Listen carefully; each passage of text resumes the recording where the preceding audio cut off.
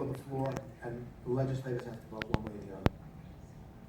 Mike Sullivan has a lifetime of dedicated service to the people of the town of Clarkstown and the people of Rockland County. He is an honest, decent man whose name and reputation is being smeared in politics while he tries to do the right thing. Clarkstown Police Department has the distinction of being an accredited police department. The town of Clarkstown is known to be one of the safest towns in the United States of America. That didn't happen by accident.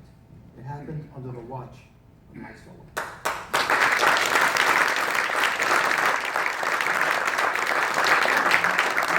What you do in Clarkstown, when you have an individual who has achieved all those distinctions and made the town a great place to live, you fire him. You suspend him. Mr. That's Schoenberger. wrong, and that's reason number one why we should be waiving the rules to decide on this tonight.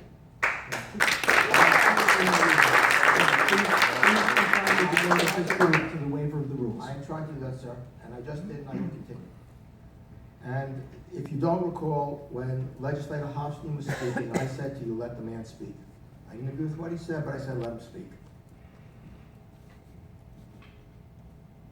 I'm a student of history, and I'm going to talk for a few minutes about something that happened in history to explain why we should be waiving the rules. So be patient with me, please, Mr. Chairman.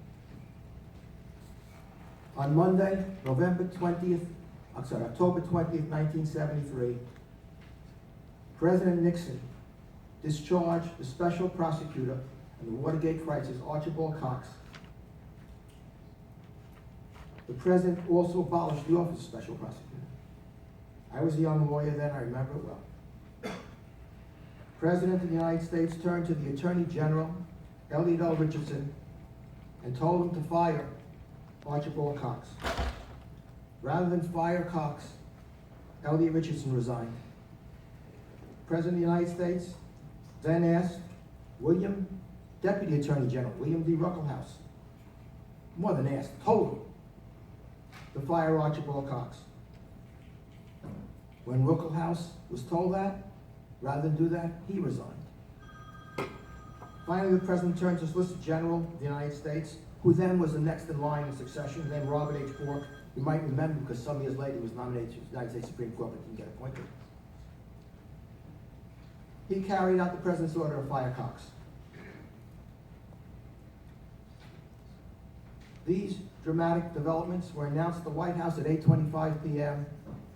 after Cox had refused to accept or comply with the terms of an agreement worked out by the President and the Senate Watergate Committee, under which the deal was summarized material from the White House Watergate tapes would be turned over to Cox and the Senate Committee. Archibald Cox responded he could not comply with the President's instructions and elaborated his refusal and vowed to pursue the tape recordings at televised news conferences.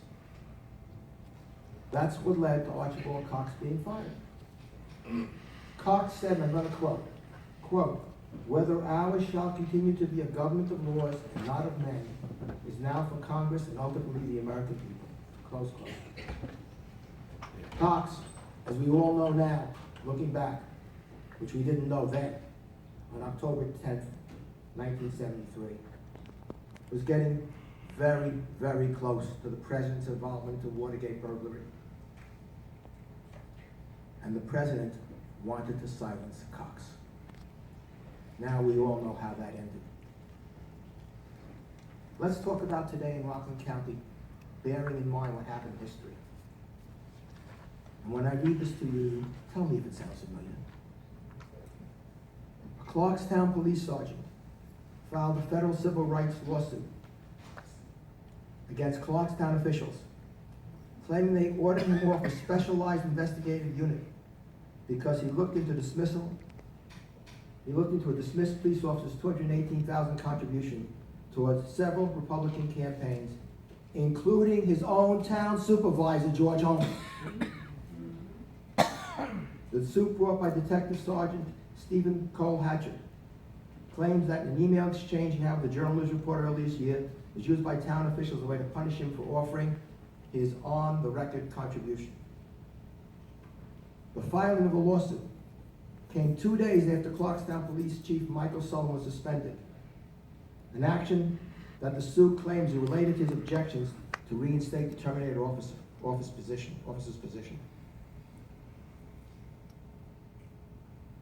In March, the reporter, Steve Liebman, asked Cole Hatchard, who was the department's media relations officer, about the campaign finance story he was working on. Liebman also asked about disciplinary matter involving another Clarkstown police officer. Officials were able to access the messages because Holman, shortly after taking office this year, allegedly instructed a town IT employee to surreptitiously intercept and download the emails of Sullivan, Cole Hatchard, and other high-ranking officers of the department.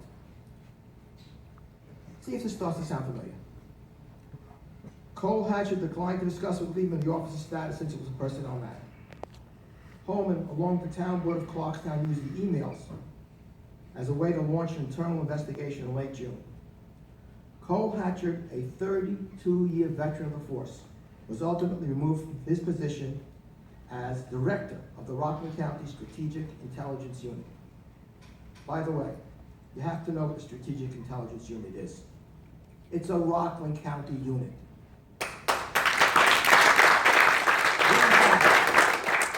Two intel units in this county. One is the sheriff with the other police departments.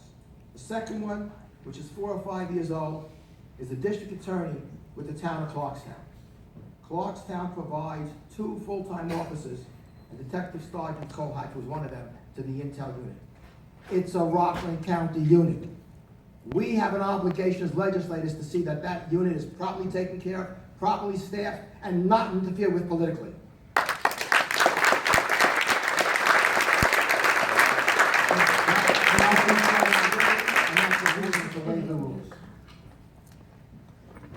Mr. Schoenberger, I'm going to ask you also, hone in on the issue, please, of waiving the rules. I thought I just did. Thank you. I'm sorry. I think I get it.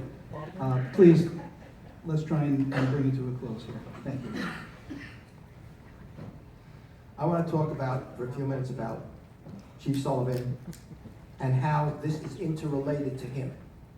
Because it's important to look at one without looking at the other, to look at the contributions and who benefited from them, and whether there was a quid pro quo or not, and how that's affected county government directly in our strategic intel unit, is not to see the whole picture. And there are people, and the supervisor of Clarkstown this morning, whose interest is to make sure that doesn't happen. And how he's doing that in part is to try and make this a Ramapo issue instead of what it is, an issue in his own house that is spilled over to our county government. The controversial suspension of Clarkstown police officer Chief Mike Sullivan stemmed from his failure to immediately reassign a sergeant as Supervisor Holman demanded. That's called Patrick. And his social media commentary about litigation involving a former town cop, according to disciplinary charges between the chief of misconduct and incompetence. Mr. Schoenberger, I'm going to ask you one more time, please. I understand your position on this. Let's really try and keep it to the issue that we're debating right now. I thought I was tying this all together. It's on track. I know I am. It would be I finished thought I was if tying it all you together. didn't keep But you know interrupting what?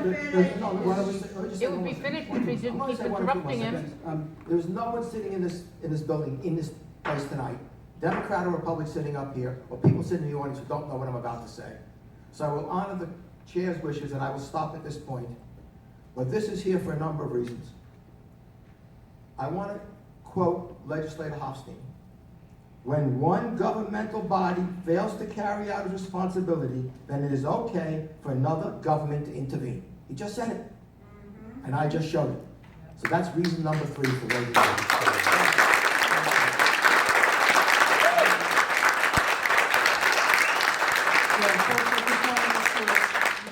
Sometimes what we do here, it's procedural, it's technical, and as chair, what I try and do is to be as consistent as I can.